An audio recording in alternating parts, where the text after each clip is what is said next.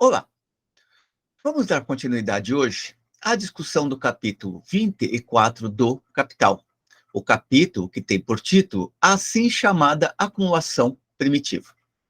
Hoje vamos avançar tratando do item 6, que é Gênese do capitalista industrial. Marx começa observando neste item que a gênese do capitalista industrial não se deu de modo tão gradativo como a do arrendatário. Lembremos que ele está fazendo esta contraposição em razão de que, para que o capitalismo industrial se desenvolvesse, foi necessária uma transformação profunda da estrutura agrária na Inglaterra, assim como da estrutura agrária em vários outros territórios que estavam a caminho de se tornarem também nações capitalistas. Observa, neste sentido, que pequenos mestres corporativos, pequenos artesãos independentes ou também trabalhadores assalariados transformaram-se em pequenos capitalistas e, mediante a exploração paulatina do trabalho assalariado e da correspondente acumulação, em capitalistas. Portanto, o primeiro momento da transformação da Inglaterra em país verdadeiramente capitalista não tem origem na indústria, e sim no campo. Profundas transformações que ocorreram no campo, beneficiadas pelos cercamentos, mas também pela ação do Estado, que garantiu a existência ou o surgimento de uma rica camada de arrendatários estes norteados pelo espírito capitalista. Entretanto, prossegue Marx, a marcha de lesma, no sentido de que esta marcha foi bastante lenta, a marcha de lesma desse método não correspondia, em absoluto, às necessidades comerciais do novo mercado mundial, que fora criado pelas grandes descobertas do fim do século XV. A Idade Média havia legado duas formas distintas de capital e, antes da era do modo de produção capitalista, já valiam como capital em geral, o capital usurário e o capital comercial. Aqui Marx está procurando mostrar como que, para o desenvolvimento do capitalismo propriamente dito, era necessário um processo mais profundo de transformação social do que aquele que estava ocorrendo no espaço agrário, no campo. Ao mesmo tempo, este capital ele não poderia ficar dependendo apenas do capital comercial, aquele resultante das grandes navegações, por exemplo, ou então do capital a juros, emprestar dinheiro a juros exorbitantes e com isso acumular. Embora estes dois momentos tenham sido fundamentais, o do capital a juros e do capital comercial, para que o capitalismo propriamente dito se desenvolvesse, eram necessárias condições diversas, condições outras, sem o que aquele desenvolvimento se processaria de uma maneira cada vez mais lenta, tenderia a ocorrer, mas ocorreria em um ritmo menos vertiginoso do que aquele registrado e que desembocou na Revolução Industrial.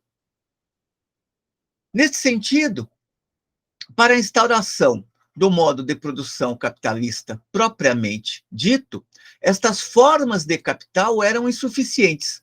Se impunha também a necessidade de transformação da propriedade fundiária em propriedade capitalista e a transformação dessa propriedade capitalista em base para o desenvolvimento do capitalismo industrial, na medida em que esta propriedade capitalista rural forneceria matérias-primas para serem industrializadas, inicialmente através da manufatura e posteriormente através da indústria propriamente dita, com a utilização da maquinaria. E essa mudança na propriedade, prossegue Marx, e essa mudança na propriedade foi realizada pela cobrança de juros sobre o capital, prática combatida pelos legisladores mediante leis contra a usura. O poder do capitalista sobre a riqueza inteira do país é uma revolução completa no direito de propriedade. Porém, prossegue Marx, revoluções não se fazem por meio de leis, ainda que estas tenham sido importantes para facilitar o caminho para o desenvolvimento capitalista na Inglaterra e em outras nações, em outros territórios. Porém, revoluções não se fazem por meio de leis. O regime feudal no campo e a constituição corporativa nas cidades impediam o capital monetário, constituído pela usura e pelo comércio, de se converter em capital industrial. Constituição corporativa no sentido de que haviam as corporações de ofício que travavam o desenvolvimento e a expansão da produção de mercadorias. Essas barreiras caíram com a dissolução dos séculos feudais e com a expropriação e a parcial expulsão da população rural graças aos enclosures, graças aos cercamentos. A nova manufatura se instalou nos portos marítimos exportadores ou em pontos do campo não sujeitos ao controle do velho regime urbano e de sua constituição corporativa. Portanto, a partir do momento em que existe já uma massa de dinheiro que pode ser transformada em capital, para que este capital se realize, para que este capital se expanda, a alternativa encontrada pela nascente classe capitalista foi de escapar das regulamentações feudais, produzindo, seja nas regiões marítimas, ou então naquelas regiões do interior de um determinado território que não estavam mais submetidas ao controle feudal propriamente dito. Paralelamente, diz Marx, acompanham este processo, ao qual ele chama de aurora da era da produção capitalista, outros elementos. Observemos sempre que Marx procura fazer uma análise de totalidade. Portanto, ele não está restrito ao processo que se desenvolve na Inglaterra, e sim como que outros elementos que acompanham este processo foram determinantes para o desenvolvimento do capitalismo na Inglaterra. Paralelamente, acompanham este processo o que Marx chama de aurora da era da produção capitalista, outros elementos, dentre eles, a descoberta das terras auríferas e argentíferas na América, de ouro e prata na América, o extermínio, a escravização e o soterramento da população nativa nas minas, o começo da conquista e saqueio das Índias orientais, a transformação da África numa reserva para caça comercial de peles negras, isto é, a escravização dos negros. E, com relação às Índias Orientais, vale a pena aqui deixar a indicação de dois textos de Marx que se intitulam Futuros Resultados da Dominação Britânica na Índia. A dominação britânica na Índia e o outro texto, Futuros Resultados da Dominação Britânica na Índia.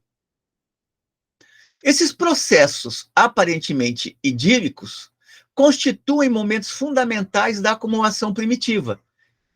Hipótese e tese esta que vem sendo demonstrada por Marx ao longo de todo este capítulo. A eles se segue imediatamente a guerra comercial entre as nações europeias, uma vez que a partir do momento em que o comércio começa a se expandir, começa também a disputa, principia também a disputa para levar estas mercadorias produzidas em um determinado território nacional para outros territórios nacionais. De tal modo que o globo terrestre acaba se tornando o palco da expansão capitalista. E aqui Marx está levantando uma ideia que está sempre presente em seus textos, a ideia de mercado mundial. Hoje se fala muito em globalização, em mundialização, mas é importante observar que a partir do momento em que o capital se desenvolve, ele precisa se expandir. E, naquele momento do século XIX, Esta expansão vai assumir a forma de um mercado mundial. Lembrando que o mercado mundial no século XIX não deve ser entendido como o mercado mundial que temos em pleno século XX ou XXI. É o mercado mundial abrangendo uma quantidade mais limitada de territórios. Hoje não, hoje temos o capital em dimensão planetária, ao passo que, no século XIX, o capital ainda está conquistando territórios para a acumulação capitalista.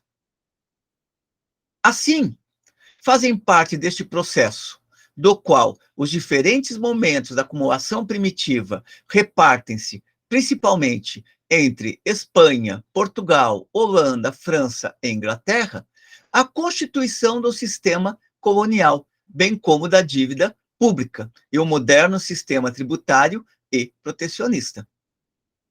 É importante observar que Marx vai dar uma grande atenção também às colônias, como elas contribuíram para o desenvolvimento do capitalismo. Na sequência deste capítulo 24, Marx investiga, inclusive, aquilo que ele chama por a nova colonização, buscando compreender como que estes territórios foram funcionais e mesmo fundamentais para o desenvolvimento do capitalismo no plano global. Tais métodos, como, por exemplo, o sistema colonial, baseiam-se, em parte, na violência mais brutal. Todos eles utilizaram o poder do Estado, da violência concentrada e organizada da sociedade, para impulsionar artificialmente o processo do modo de transformação do modo de produção feudal em capitalista, e abreviar a transição de um para o outro. Portanto, não se trata de uma marcha natural da civilização, se trata de um processo que também é impulsionado à luz das condições materiais que estavam emergindo a partir do século, fundamentalmente a partir do século XVI.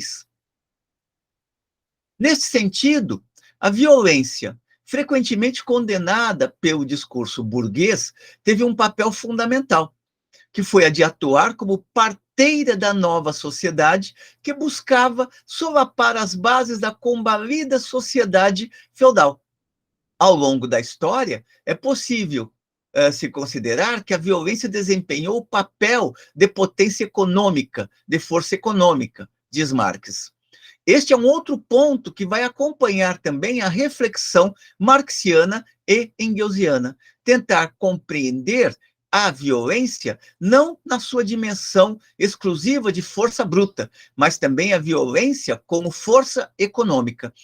Vai haver uma reflexão bem detalhada sobre isto no Anti-Düring de Engels, em 2 capítulos, nos quais ele analisa o papel da violência na história. Do mesmo modo que Engels vai analisar no Anti-Düring o papel do desenvolvimento das armas no interior da história como uma força econômica, e não apenas como um instrumento para matar outro indivíduo.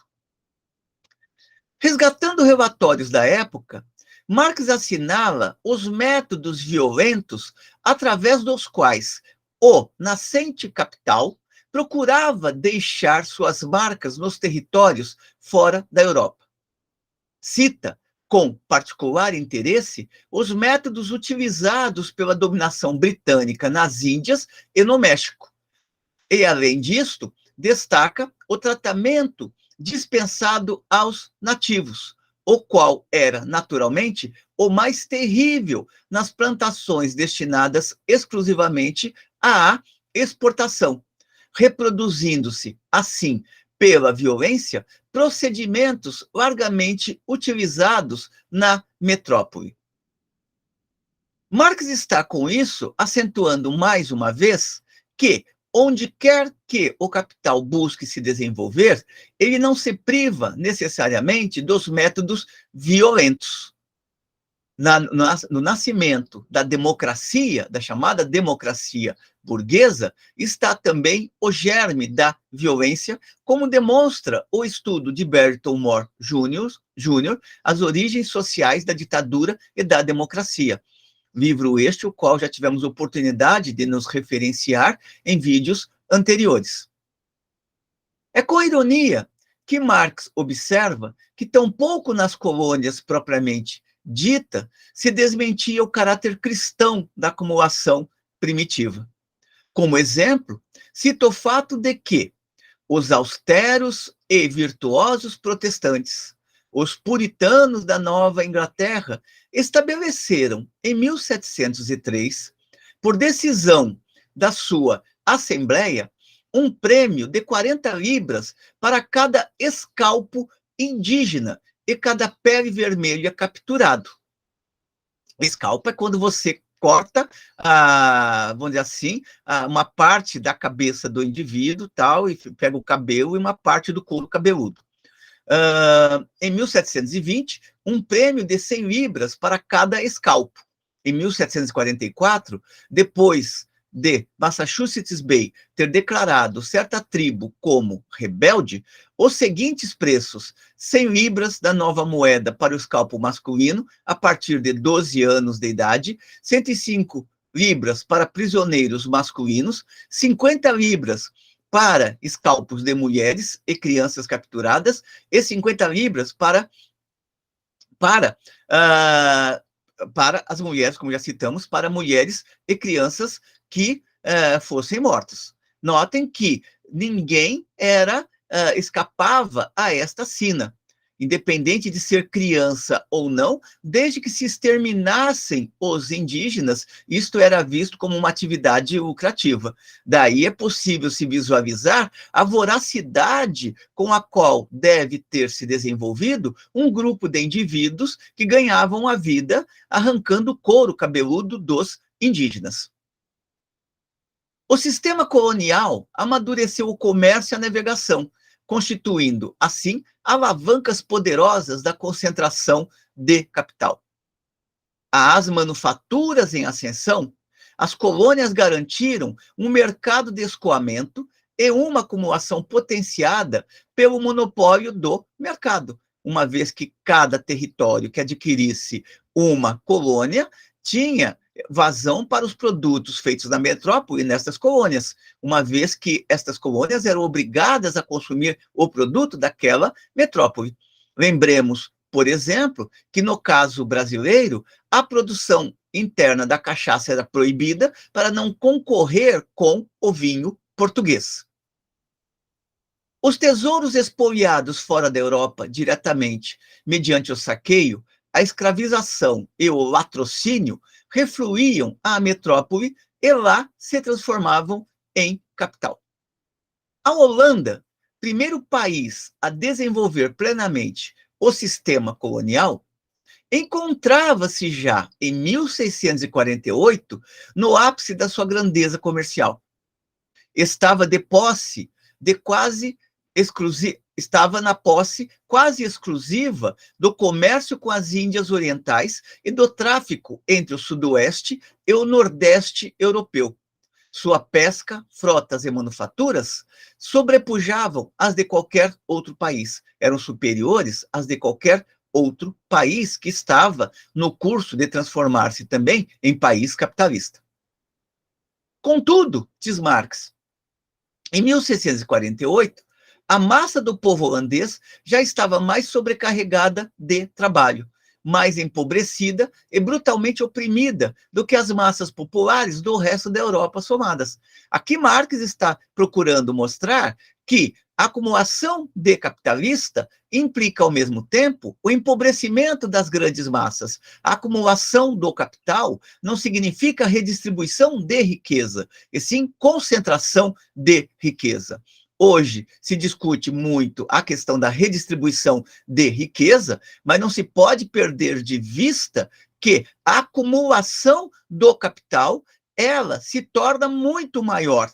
Portanto, se a acumulação do capital está se tornando muito maior em relação àquela parcela da riqueza social da qual os deserdados da terra se apropriam, isso significa que não está havendo efetivamente uma redistribuição de riqueza, mas apenas o repasse de certas franjas do capital para acomodar interesses na base da sociedade e, com isso, conter um pouco o potencial de protesto na base da sociedade. Portanto, é necessário tomar muito cuidado com esse discurso de redistribuição de riqueza. Hoje em dia, prossegue Marx, a supremacia industrial traz consigo, hoje em dia ao qual Marx está se referindo, é o século XIX. Hoje em dia, a supremacia industrial traz consigo a supremacia comercial. No período manufatureiro propriamente dito, aquele onde a grande indústria ainda não está no comando, é a supremacia comercial que gera o predomínio industrial. Predomínio industrial aqui no sentido da produção. Daí, o papel preponderante que o sistema colonial desempenhava nessa época. Tal sistema proclamou a produção de mais valor, de mais-valia, como finalidade última e única da humanidade. O sistema de crédito público, isto é, das dívidas públicas, já presentes na Idade Média, tomou conta de toda a Europa durante o período manufatureiro. Os estados começam a se endividar cada vez mais para garantir o desenvolvimento do capitalismo. O sistema colonial, com seu comércio marítimo e suas guerras comerciais, serviu-lhe de incubadora para o aumento desta dívida pública. Marx ironiza, dizendo que a única parte da assim chamada riqueza nacional que realmente integra a posse coletiva dos povos modernos é sua dívida pública. E isso assistimos ainda hoje, com todo este discurso de que é necessário ter responsabilidade fiscal, senão os pobres terão que pagar pela inflação e por todas as mazelas que acontecem na sociedade capitalista. É o único momento em que o capital quer socializar alguma coisa. O crédito público se converte no crédito do capital. E, ao surgir o endividamento do Estado, cede seu lugar para a falta de fé na dívida pública. Então, ao mesmo tempo que o capital impulsiona o Estado a se endividar, o próprio capital fica com o pé atrás em relação ao Estado, uma vez que este Estado endividado e, portanto, incapaz de tocar a contento os negócios do próprio capital, passam a ser vistos como nocivos. É importante observar como hoje o discurso neoliberal se apossa desse discurso e mesmo das práticas que combatem o endividamento do Estado. Endividamento do Estado que nasce para atender aos próprios interesses da acumulação capitalista em determinado momento. A dívida pública torna-se assim, ou tornou-se assim, e torna-se ainda hoje assim, uma das alavancas mais poderosas da acumulação. No caso do século XIX, do século XVII, XVIII e XIX, da acumulação primitiva. Ela infunde força criadora no dinheiro improdutivo e o transforma, assim, em capital, sem que, para isso, tenha necessidade de se expor aos esforços e riscos inseparáveis da aplicação industrial e mesmo usurária. Os credores do Estado não dão nada, pois a soma emprestada se converte em títulos da dívida, facilmente transferíveis, que, em suas mãos, continuam a funcionar como se fosse a mesma soma de dinheiro vivo. Portanto, esta história de papéis do Tesouro e da dívida pública não é recente. Ela acompanha o próprio desenvolvimento da sociedade capitalista.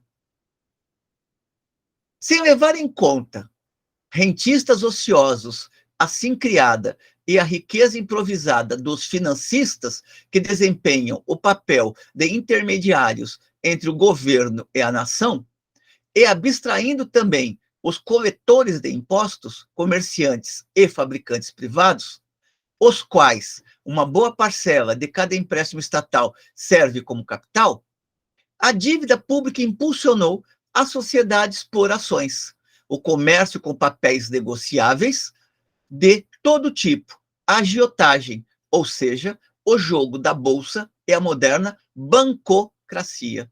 Então, observem como que o capital financeiro ele vai se desenvolvendo progressivamente, através de uma predominância ou de uma prevalência ou de importância demasiada, não seria bem o termo, mas de uma importância inegável para o capital do sistema bancário.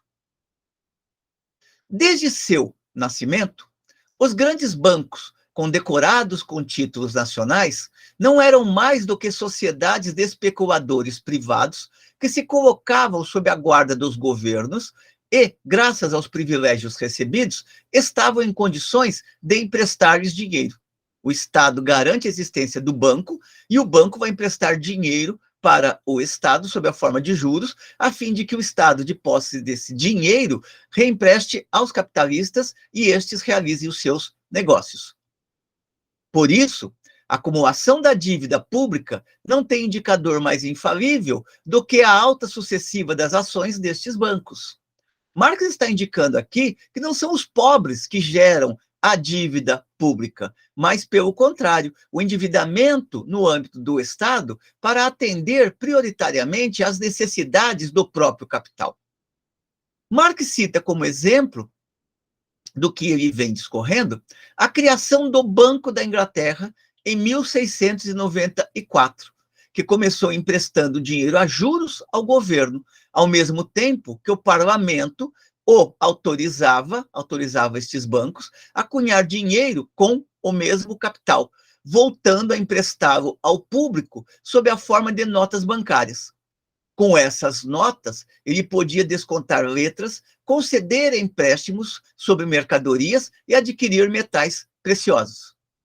Não demorou muito para que esse dinheiro de crédito, fabricado pelo próprio banco, se convertesse na moeda com a qual o Banco da Inglaterra tomava empréstimos ao Estado e, por conta deste último, pagava os juros da dívida pública.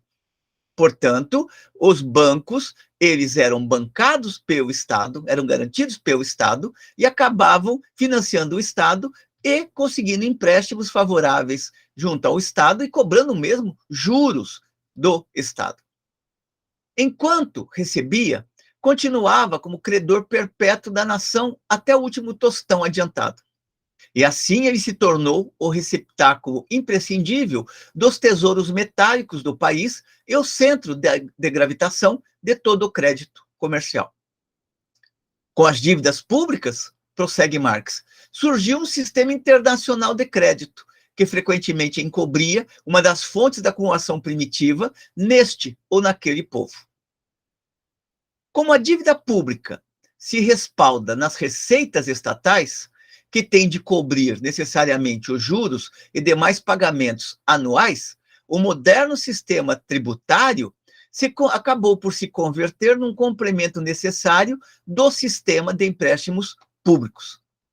Os empréstimos, dirá Marx, os empréstimos capacitam o governo a cobrir os gastos extraordinários sem que o contribuinte o perceba de imediato, mas exige, em contrapartida, um aumento dos impostos, e aí o contribuinte paga a conta.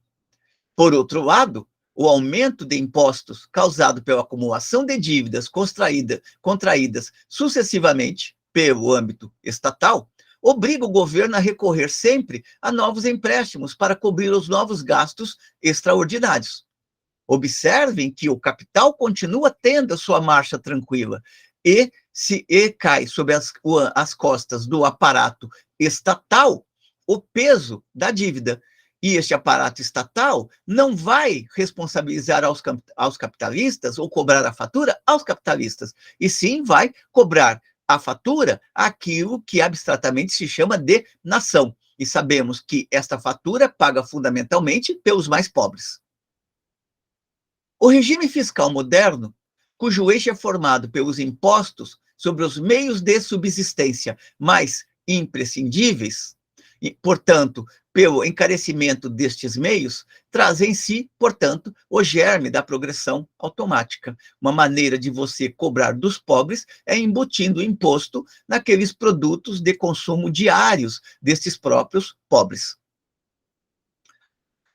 A sobrecarga tributária E aqui nós estamos falando de ICMS, imposto de produto industrializado, entre outros impostos e outros tributos também que possam existir. A sobrecarga tributária não é, pois, um incidente, mas, antes, um princípio.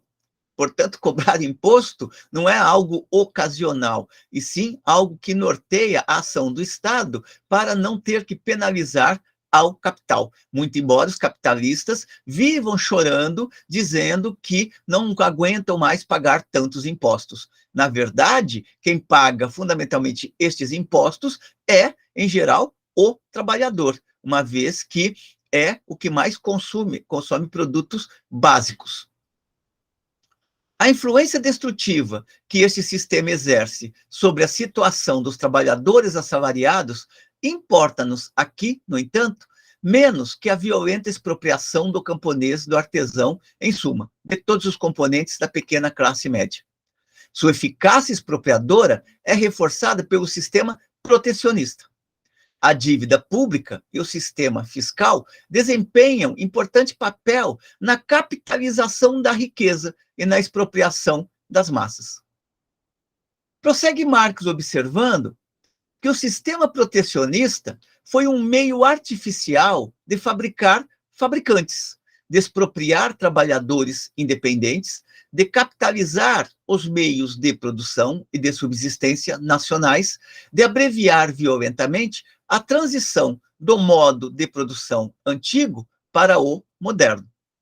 Neste sentido, sistema colonial, dívidas públicas, impostos escorchantes, abusivos, protecionismo, guerras comerciais, etc., esses rebentos do período manufatureiro propriamente dito, ou seja, estes filhos do período manufatureiro propriamente dito, cresceram gigantescamente durante a infância da grande indústria.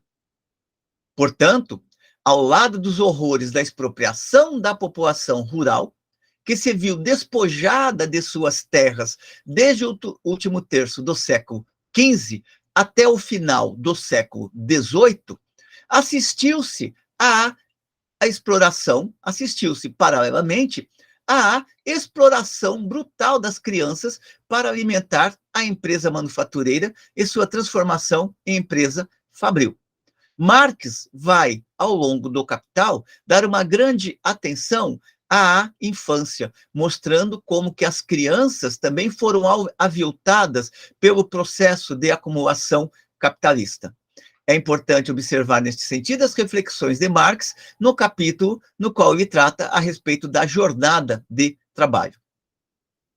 Sobre as crianças, dirá Marx, explorava-se crianças pobres, inclusive em trabalhos noturnos, amontoando-as independente do sexo, idade e inclinações, levando-as à depravação e à licenciosidade, a fim de garantir a soma de felicidade nacional e individual.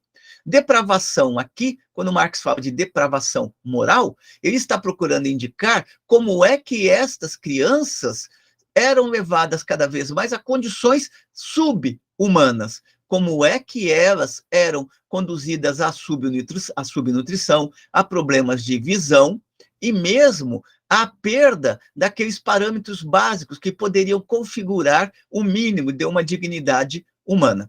Não se trata aqui de um julgamento moralista de Marx, e sim dele apontar como é que as crianças também eram conduzidas ao trabalho alienado, e ao serem conduzidas ao trabalho alienado, ao trabalho expropriado, elas também, igualmente, se viam degradadas pela submissão ao trabalho ou atividade sob controle do capital.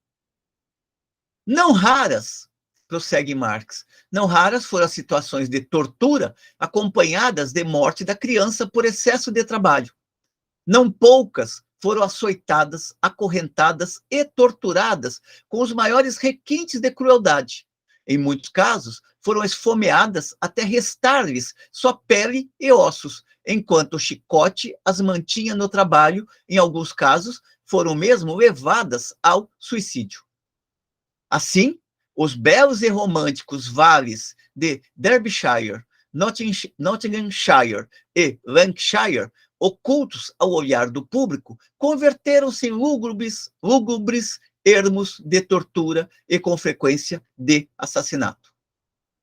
Isto não impedia o lucro dos fabricantes, pelo contrário, isto fortalecia o lucro dos capitalistas.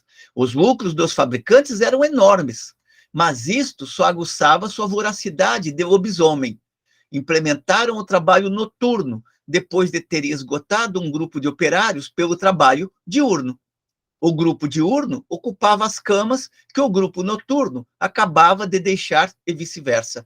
Marx fala, inclusive, que havia uma expressão muito comum à época de que as camas nunca esfriam, estão sempre quentes. Enquanto introduzia a escravidão infantil na Inglaterra, a indústria do algodão dava, ao mesmo tempo, o impulso para a transformação da economia escravista dos Estados Unidos, antes mais ou menos patriarcal, num sistema comercial de exploração. Quando Marx fala da escravidão infantil, ele está dizendo de situações análogas à escravidão. Se o dinheiro, conclui Marx neste item, se o dinheiro vem ao mundo com manchas naturais de sangue numa de suas faces, o capital nasce escorrendo sangue e lama por todos os poros da cabeça aos pés. E com isto Marx encerra as suas reflexões neste item 6, preparando a discussão do item 7, que é a tendência histórica da acumulação capitalista. Mas a reflexão sobre o item 7 deixamos para uma próxima oportunidade. Espero que tenham gostado da discussão. Encaminhem suas considerações positivas ou negativas, a fim de que possamos melhorar o nosso trabalho e continuarmos aqui em defesa da sociologia, em defesa da razão e em defesa da humanidade. Até uma próxima.